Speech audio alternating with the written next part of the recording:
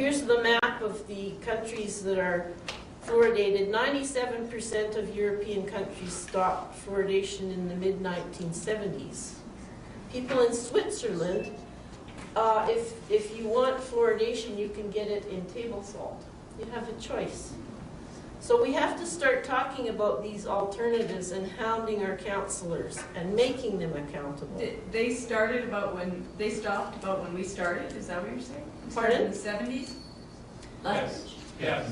So they were getting out of it and we were just getting in. Yeah. Well, we were in Alberta, the first fluoridation, the first city fluoridated was Red Deer in the mid-50s. They started pushing fluoridation in the 50s.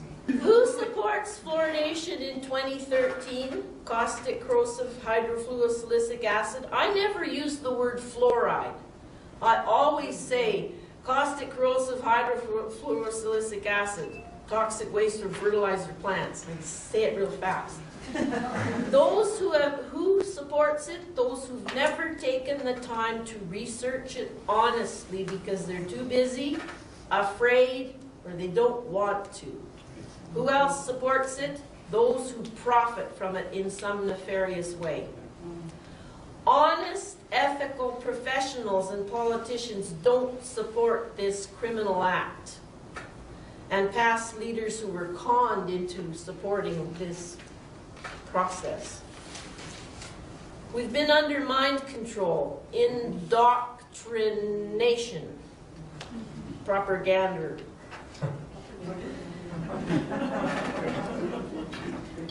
You know the word iatrogenic medicine? You know what it is? Look it up. I-A-T-R-O-genic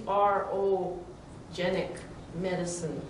It means death by doctors. It is the major cause of death in the United States. Death by misdiagnosis, drugs, whatever improperly used, and botched up surgeries, etc.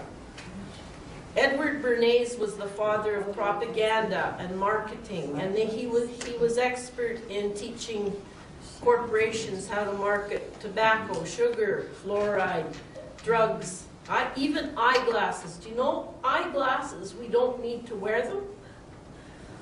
Yeah, you can research vision improvement. Interesting stuff. 70 years of propaganda and targeting children.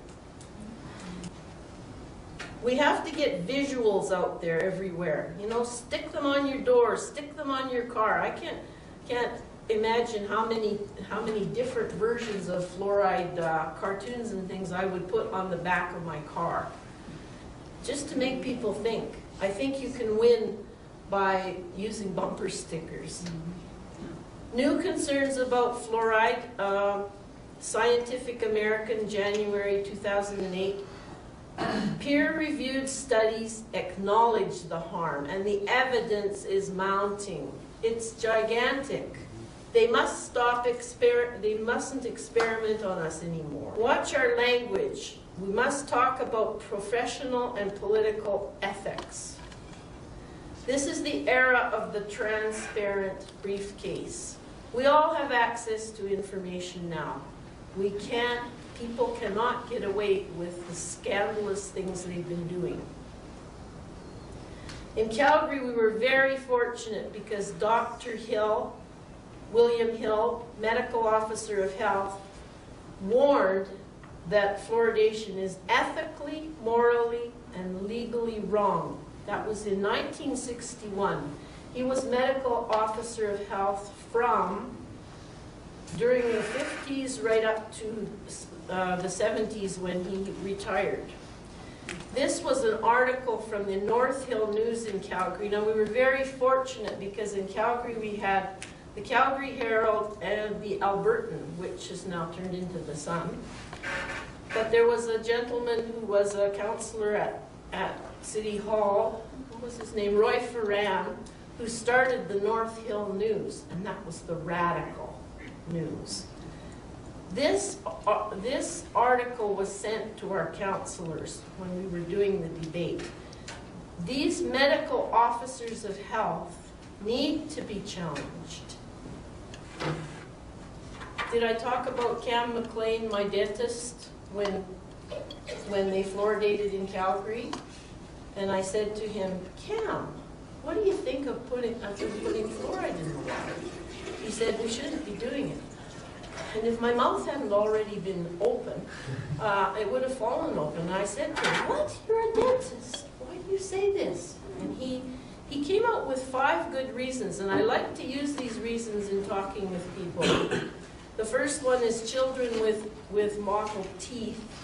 When those little white spots are on the teeth, that is the first sign of skeletal fluorosis, bone poisoning. The next reason, it masks the real issue of proper diet and nutrition for children. People think they can give their kids junk food and that this Band-Aid is going to solve all their problems. It's ludicrous. And what was the 4th one? Looking at dosages. You know, some people drink copious quantities of water. Many people don't drink much, and we consume from many different sources. We also absorb it through our skin when we bathe, as we were told. And so they don't know how to control the dosages. This is not ethical medicine. Any drug has to be in prescribed quantities, right? The other thing is concentrations. You know, if grandma is making soup and boiling that soup pot all day, it's concentrating that fluoride. And the final issue is freedom of choice. Don't we live in a free country? Cam McLean was an amazing dentist. You know, he was doing this work back in 1989. My dad died in the year 2000 from a hip fracture. That's iatrogenic medicine. He had been consuming fluoridated water for 10 years. And I told him, you know, Dad, don't drink that water. You should be drinking the bottled water, filtered water. And it's not pretty to see someone die from a hip fracture. It stores in bone. My friend Pat her husband was a little bit older and he was suffering some health challenges. And I said to her, you know, is he drinking tap water? And so they started using the spring water. After a week, she phoned me and she said, Fay, you know, those shin splits I had in the bottom of my ankle, well, they're gone. It affects the bone. And the books by John Yumianis, really do show a lot of the health problems. Yes? I was just going to say, my brother, we lived in Hamilton when he was young, and they have fluoridated water, and they also have gigantic smelting factories polluting all the air with fluoride. And by the time he was 13, he got leukemia, which is cancer in the bones, and he nearly died then. He went into remission for about 2 years and got cancer again when he was about 15 years old, and came really close to death after struggling with it for a year. He survived after being radiated now, but completely sterile. He can't have children. Hypothyroid. All of his hormones are completely out of whack. His body shape, everything. He suffers from shin splints. And his teeth. That was the one thing that struck me when I was looking into this, is that his teeth, I mean, they look like on the bottom right there, but far worse. I have some mild dental fluorosis, but his were far worse. And of all the brothers, he had the worst, and he's the one who got cancer. So there's no doubt about it. Death by democide, death by governments. The ad campaigns funded by tax dollars in Calgary, especially, we had one plebiscite in 1989. You know, we had the 4 or 5 back in the 50s and 60s, and then we had one in 1989 where they shoved it in. What they did is they went into schools and they riled up the students and got them to ask for a plebiscite. And so we were fluoridated in 89. And then in 98 again. And they're still pumping out their propaganda. And Fay, in that particular ad campaign, it was the provincial government, was it not, that funded that? Provincial government was funding it, yes. And it was, how much, what was the value of that ad campaign? I think it was $250,000. So $250,000 ad campaign to keep fluoride in the water in Calgary, even though the citizens were saying they wanted it out. Yeah, their TV ads were outrageous, you know. It's only natural with pictures of clear brooks and running streams. We got the fluoride out of Calgary in May of 2011. In the Alberta Health News Rag, this is what they came out with. Communities are urged to keep fluoride in the water by our medical officer of health, Dr. Musto. And we have to start naming names. Right. As long as we protect the guilty, we'll get what we get. She's right. Dosages are uncontrollable. We should have the right to refuse or discontinue any medical treatment. The long-term effects of fluoridation are not being properly monitored, and it was never approved. Hydrofluorosilicic acid was never approved by the Food and Drug Act or Health Canada as a nutrient or a drug. Yeah. Democracy is nothing more than mob rule, where 51% of the people take away the rights of the other 49%. Thomas Jefferson. Yeah. This is Dr. Cam McLean, Dorchester Health Center. Many ethical dentists and doctors are doing what's right. They always face the witch hunts, but we should be holding them up as heroes. They're the giraffes sticking out their necks. What did we do wrong? We were so nice. Well, should my neighbor vote on medication for my hemorrhoids? Use the Or have to humor. take it. We'll have to take it, that's a good point. Plebiscites, health by plebiscites are draconian and unethical, ridiculous, unfair. This is authoritarian bullying. You know, they've got the little pink bullying campaigns out there. Well, get people working on this bullying. We have to rethink political correctness. We wish that being nice and accommodating would make them obey the law of the land. It doesn't happen. Why? Because we are politically correct. We bow down to them. And there's a code of silence. Does anybody ever listen to Alan Watt? He's marvelous. Cuttingthroughthematrix.com. He's fabulous and a very interesting comedian.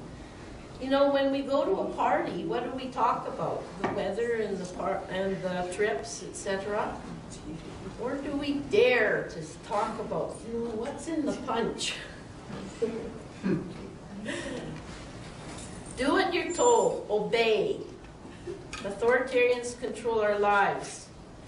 And don't talk controversy. Don't be a tinfoil hat. Have you seen the movie They Live? I would recommend you look at it because it's really interesting, and get teenagers to look at it. Don't be normal. What's normal? Normal's just a cycle on your washing machine. Get mad. Be a squeaky wheel. So what is the role of a real, honest mayor and city council? Let them fix potholes and plow the snow and do the street lights. And they should rein in appointed provincial health bureaucrats. That jurisdiction, it becomes a buck pass. The most important level of government is local government. And then we have the provincial and the federal, and now we're going to have, we do have global government. It's just to keep the thing going around in a circle. Their only job is to ensure open and fair processes. Write that into the letters to the editor. This is an election year, and I hope you'll make this an election issue. You can bet the press won't do it. The only way it will happen is if you do it. Stop this jurisdictional buck pass. Do you know your councillors? Bug them. Our MLA, Dr. David Swan, actually hosted a meeting, an informational meeting, and many people were invited. So raise it to that level. These guys are there to do a job. Make them earn their pay. Do you know your MP? Get him involved. The Canadian health authorities have to be cleaned up too. Their policies are out of whack. Nothing gets a politician's attention more than the possibility of being voted out of office. Yeah. Excuse me. Yep. Can I, on this point, I just want to say a couple things. As an accountant and a business person, Right? and understanding regulation, the things you're talking on right now, the key, like you're saying, is be involved, be vocal, and the biggest thing is holding them accountable. Yep. Transparency, and as an accountant, you can create controls that allow to protect you, the community's assets, and to ensure there's good decisions. But what's going on is you're seeing more of a centralization, an internationalization, a deregulation, and we're losing local democracy, local ownership, local reinvestment. So what you're seeing is a business plan against us. That's right. And recognize that it's ancient, That's it's right. sophisticated, and that what you don't know, you don't know. So find out, learn, insist on controls and independent oversight. That's the key for us. Have we got anybody who's going to run again in the mayoralty campaign? Of people in this room. This is the way to do it. You get the chance to go to the microphone. At least attend those meetings and raise cane. I remember my friend who was a very thorny activist who was challenging Mayor Bronconnier during election time, and he said, Honorable Mayor, why are you putting poison in our water? And Bronconnier said, those are very harsh words, Mr. Harkins. And Fred said, yes, they are harsh, and we need this cleaned up. And we thought that, that he was going to be thrown out of the meeting by the cops, but when you're speaking truth, they can't. And do it in public, embarrass them in public. Don't be afraid of them. We got to get to the nitty-gritties. I know Elizabeth May, and I bugged her and said, when are the federal Greens going to change their policy, their written policies about fluoridation? They did it. But you have to ask them to do it. You have to hound them. Get a number of people to do it. They do it. But if we don't do the nitty-gritty work, it won't happen. And as Jesse Ventura says, isn't it time to get rid of the party system? They shouldn't be spending time partying at our expense. They should be representing citizens. Clarify your goal. Create a sense of urgency. You don't want fluoride out in 4 years. If you leave this until after the election, well, you're fluoridated for another 4 years. You can count on it. The only way we got it out in Calgary is because we played that timeline and we really put the pressure on. We got a new mayor in and we hit him right away. And then she was smart. He left town when we had the fluoride debates, and I think he probably said to the other councillors, you guys created this mess over the last... You clean it up. And he went off to Regina the week that we were debating fluoride. That has unfluoridated water. Yeah. Yeah, my brother lives there. Create a sense of urgency. We don't want our children poisoned. It has to stop, and it has to stop now. You want a moratorium. Use the word moratorium. They can debate the pros and cons of fluoride till the cows come home. What is a moratorium? A moratorium means stop now. Turn off the tap now. We have authentic face-to-face conversations with everybody we meet, on the bus, at the coffee shop, in the grocery line. Ask people to help. You know, would you please write a letter for me? Or would you please sign this letter that I wrote? There was a good fellow here down in Lethbridge who was doing some pretty good activism, and he had a stack of letters like this, and he had written most of them. I think that was during the smoking campaign. So attend those political meetings and ask intense questions. Use visuals. Monitor the media, especially their polls. Make sure we get in and vote, because the doctors and dentists' offices, they're going to all vote and make sure that they, you know. Brief, sharp letters to the editor, well-worded letters to unelected bureaucrats and officials. And run for office. We put in at least 2 candidates. Brian Pincott was an environmental activist, and I bugged him a lot and taught him a bit about fluoride, and also Drew Farrell.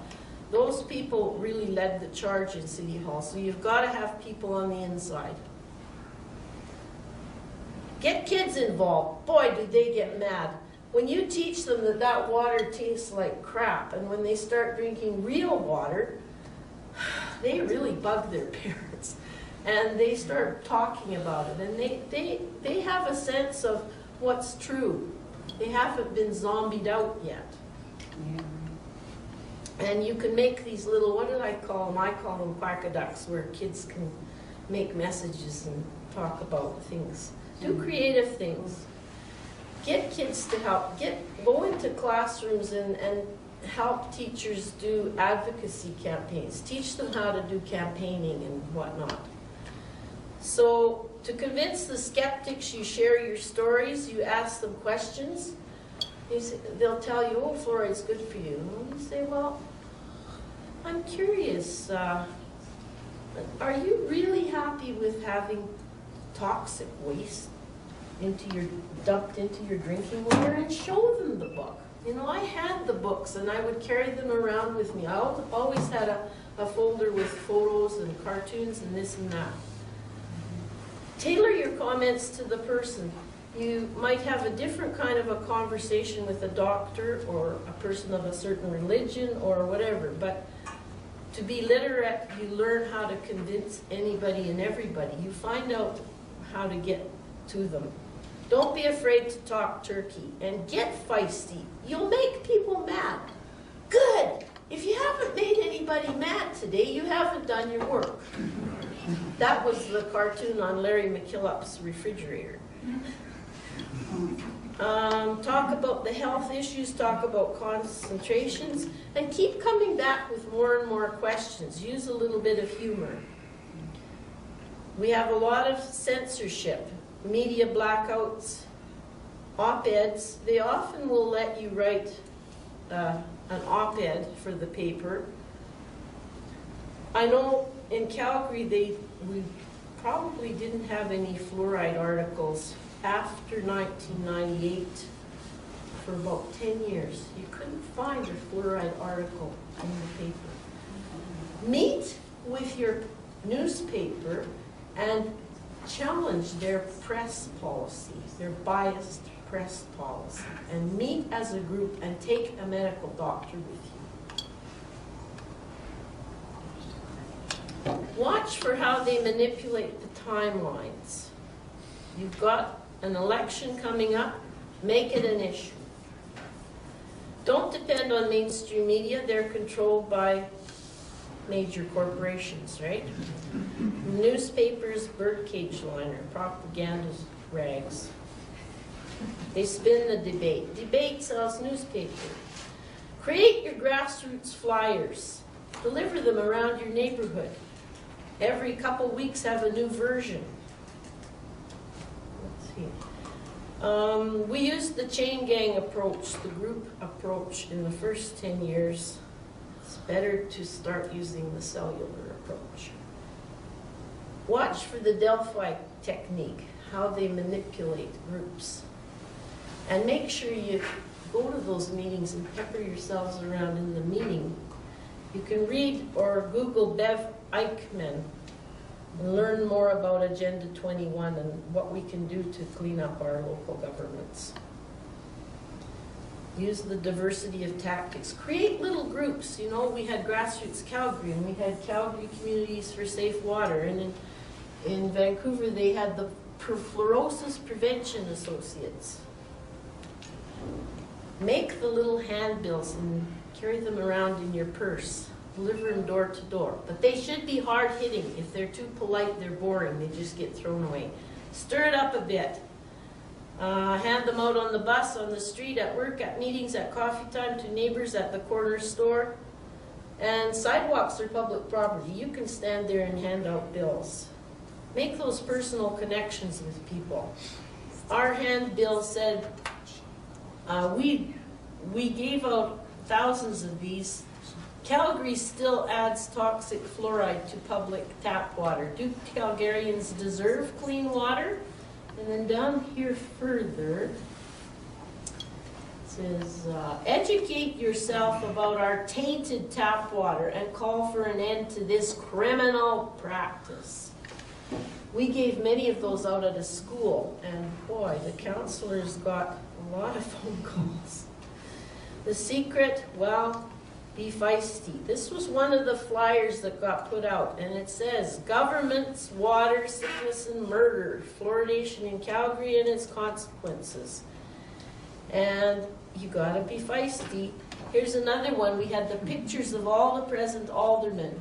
Dale Hodges has done nothing against water fluoridation, i.e. poisoning all Calgarians. He can be reached at, and there's his telephone number.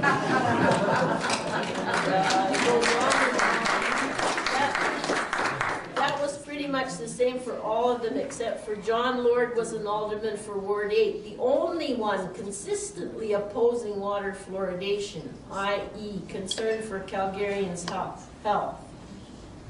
So don't be afraid to expose them, the bureaucrats and the councillors. Question the healthcare bandwagons. You know, our healthcare system has to be cleaned up, and we have to make no bones about it. Nobel laureates. I went to bed one night and I heard the Nobel laureates were going to be announced the next day, and I said to myself, gee, I'll look at that tomorrow. And I found out in the morning that Dr. Arvid Carlson had won the Nobel Prize for medicine. And he was a brain specialist and a medical doctor, and he helped get fluoride out of Sweden. So I emailed him. You can email these guys. And he helped with the fight in Kamloops to do some press. So we have to honor these trailblazers. Dr. Jim is great. Phyllis Molyneux, Dr. Hardy Lundback of U of T, Dr. Calhoun of New Zealand. Don't be afraid to use the words poison, criminal, killing people, and malpractice. We have to be like a pack of wolves. It's the only way we'll win it. Have fun.